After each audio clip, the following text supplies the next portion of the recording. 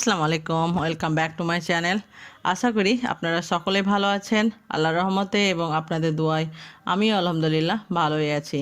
আজকের রেসিপিতে থাকবে চিনেবাদামের বরফি বা পিনাট বরফি। বন্ধুরা, এই রেসিপিটাকে আমি আপনাদের কাছে খুব সহজভাবে তুলে ধরার চেষ্টা করেছি এবং আপনারা আপনাদের কিচেনে অতি সহজেই এই রেসিপিটাকে তৈরি করতে পারবেন।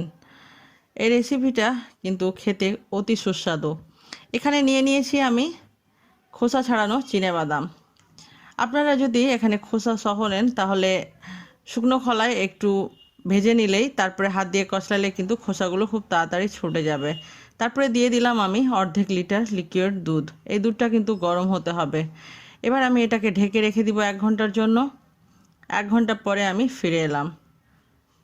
হালকা নেড়ে দিব আমি। তারপরে আমি এটাকে অর্ধেক পরিমাণ দিয়ে ব্লেন্ডারে বা মিক্সিতে ব্লেন্ড করে নিব। একটা আমাকে স্মুথ পেস্ট তৈরি করতে হবে যেন কোথাও দানা ভাব না থাকে।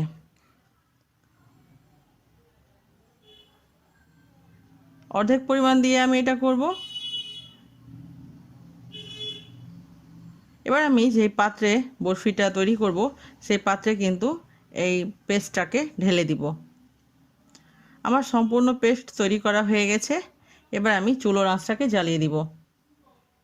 চুলোর আঁচটা কিন্তু মিডিয়াম টু লো এর মধ্যে রাখতে হবে, কোনো পর্যায়ে হাইয়ে বাড়ানো যাবে না। কারণ যদি চুলোর আঁচটাকে হাইয়ে করে দেন তাহলে নিচে থেকে লেগে যাবে এবং অনবরত কিন্তু এভাবে নাড়তে হবে। যখন দেখবেন যে একটু ঘন হয়ে এসেছে এই ডোটা, তখন ডোটা বা হালুয়াটা, তখন আপনাকে অ্যাড করে দিতে হবে চিনি। যে যেরকম মিষ্টি খাবেন সেই পরিমাণ অনুযায়ী কিন্তু চিনি অ্যাড করতে পারেন। চাইলে আপনারা এখানে গুঁড়ো দিতে পারেন। চিনিটা দেওয়ার পর একটু জল ছাড়বে, তারপরে ঠিক একটা পর্যায়ে আসবে যে আবারও ঘন হয়ে আসছে। অনবরত নেড়েই যেতে হবে। যখন এরকম ঘন হয়ে আসবে, 20% বাকি থাকবে তৈরি হতে, তখন আমি অ্যাড করে দিব ঘি। বন্ধুরা, অবশ্যই চেষ্টা করবেন ঘি অ্যাড করার। ঘি অ্যাড করলে কিন্তু ফ্লেভার এবং টেস্ট দুটোই কিন্তু বেশ ভালো হবে। ঘি না থাকলে সাদা তেল অ্যাড করতে পারেন।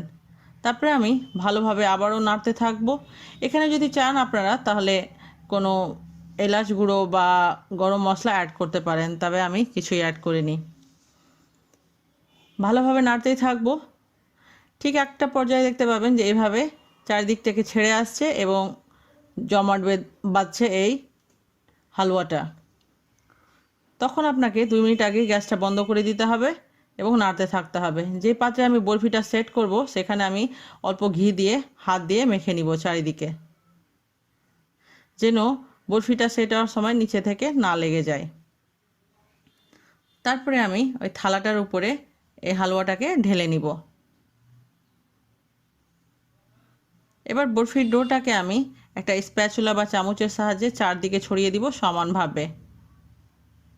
কোনো একদিক মোটা বা পাতলা রাখলে হবে না, সমানভাবে চারদিকে ছড়িয়ে দিতে হবে।